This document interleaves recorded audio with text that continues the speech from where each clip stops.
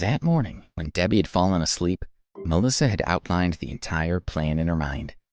She wanted to snatch Alex for herself and make him feel completely disappointed in Debbie. The previous day, Angelina Sanders had revealed something to her. She had said that if a woman got pregnant with a man's baby, then no matter how much that man disliked her, he could only resign himself to his fate. So, Melissa's ultimate goal was to get pregnant with Alex's baby. Melissa thought about this. She found Lou Rourke's number in her contact list and pressed it. Soon, Lou picked up the call. "Beautiful girl, why are you calling me? Are you free? I'll treat you to a meal," he said over the phone in a vulgar voice. "Come on, I'm afraid I'm going to fall in love with you," Melissa said as she smiled coldly. She had almost fallen for Lou's trick last year. As far as she knew, there were 4 or 5 people who had fallen for Lou's trick. "Look at what you're saying. Would you dare?" he said. "I'm calling you today to introduce you to a beautiful girl," Melissa said, getting straight to the point. "Really? Is she beautiful?" When Lou heard this, he was instantly intrigued. Melissa sent him a photo of Debbie. He reacted positively and said, "This girl is so pretty. She's perfect for me to mess with.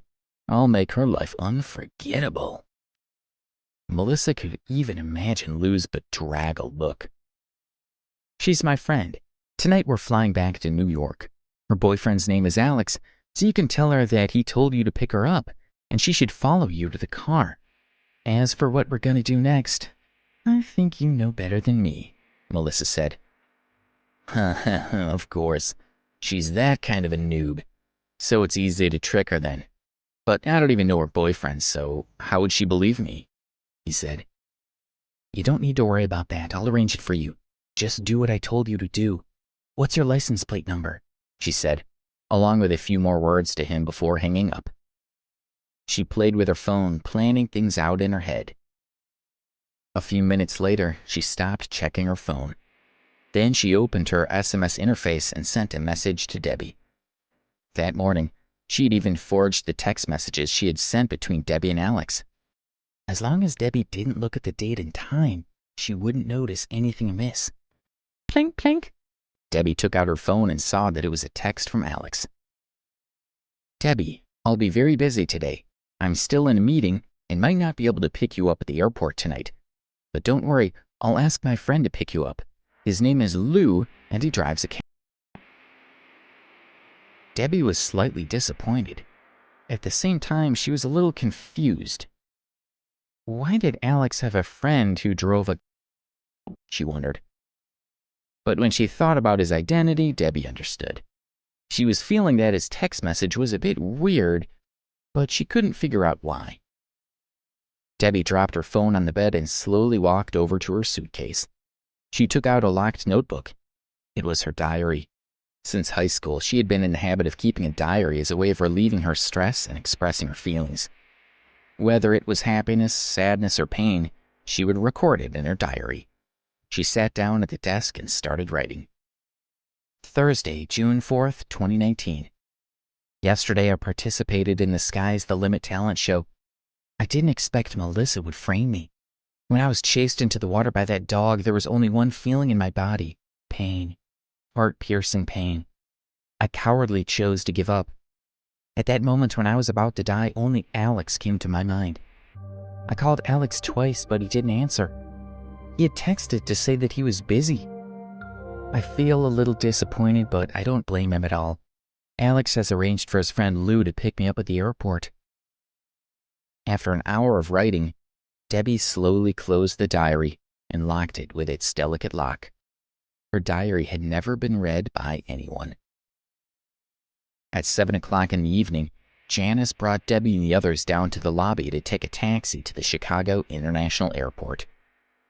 After nearly a 2-hour flight, the plane landed in New York. Janice and Rita supported Debbie as she slowly walked out of the terminal. They had planned to send Debbie to New York's General Hospital first, but she refused. "Janice, Melissa, don't worry about it. I'll go with Alex," Debbie said as she smiled blandly. "Alex told me that his friend would come and pick me up." "Oh, Oh, so you're waiting for your boyfriend's friend. Janice, there's no need to rush Debbie.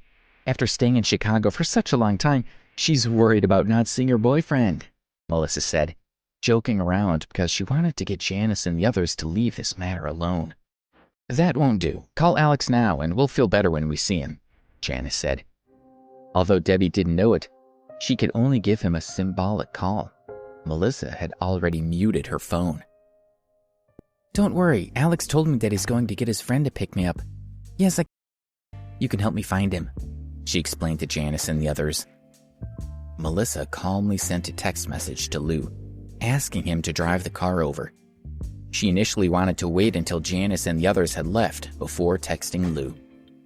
For the sake of seeing a beautiful girl like Debbie, Lou had been waiting outside the airport since 7 o'clock.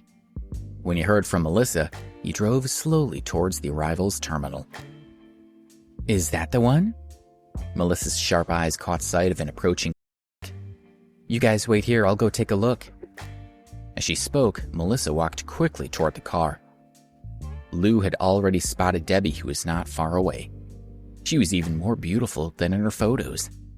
He smiled at Melissa and said, Beautiful girl, your friends are all lovely. Each one is more beautiful than the other. I'll settle for this one first, but you should contact them all for me when I have time. What happened to your teeth? Melissa looked at Lou speechlessly. When she saw the 2 black holes in place of his front teeth, she was momentarily taken aback. It's nothing, Lou muttered and hurriedly covered his mouth.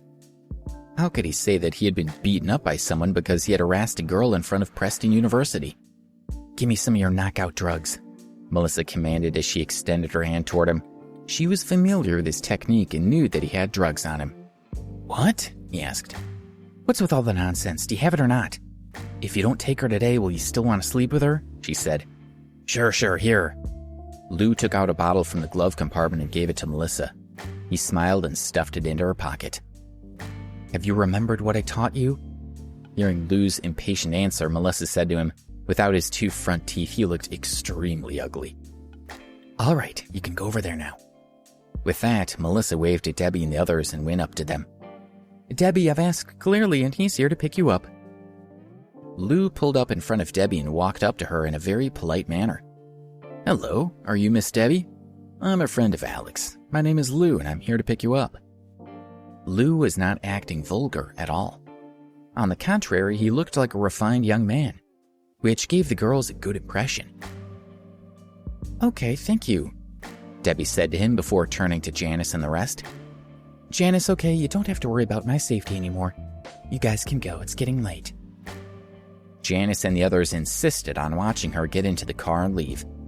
She got in the passenger seat, waved goodbye to Janice and the girls, and Lou slowly drove away.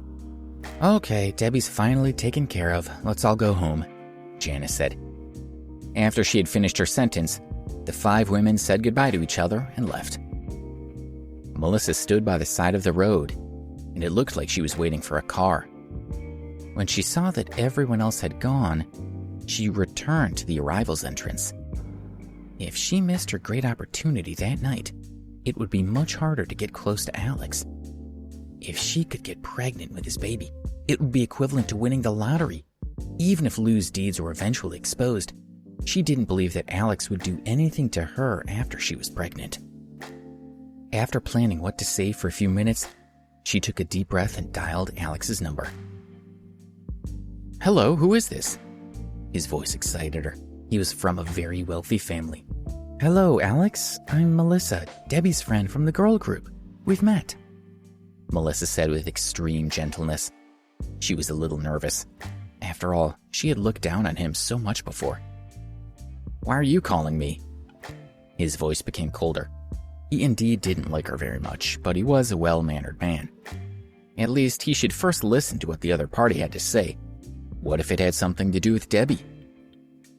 It's like this, I'm at the airport now, she said. Hearing that she was at the airport, he asked, Have you guys come back? Where's Debbie? Is she also at the airport? No, listen to me. Debbie and the others will arrive later. They still have some things to do in Chicago. They're probably negotiating with important figures right now. So it's best if you don't call her. She won't answer anyway, Melissa said gently. She was afraid that he would try to call Debbie, which would ruin her plan. "Is that so?" he whispered. "What did you say just now?" "It's like this. The reason I came back early was because I was injured in Chicago. Debbie gave me your phone number. I'm at the airport right now with lots of luggage. It's very heavy and it's hard for me to pick up. Your friends are all busy at the moment, so I wanted to ask if you can come over and help me," Melissa said carefully. It was Debbie who had given her my phone number? She probably would want me to go to the airport to help her because she can't help right now, he thought. "Alex, is it possible? I called you because I really had no other choice. I definitely wouldn't trouble you if there was someone else who could help me." She was still pleading. Even though he felt that this was a weird request, he still decided to help her. "All right, I'll come over now," he said bluntly. He called a taxi and went straight to the airport. Please subscribe to the Pocket FM YouTube channel and press the bell icon for instant notification. Check out our channel for more such exciting shows.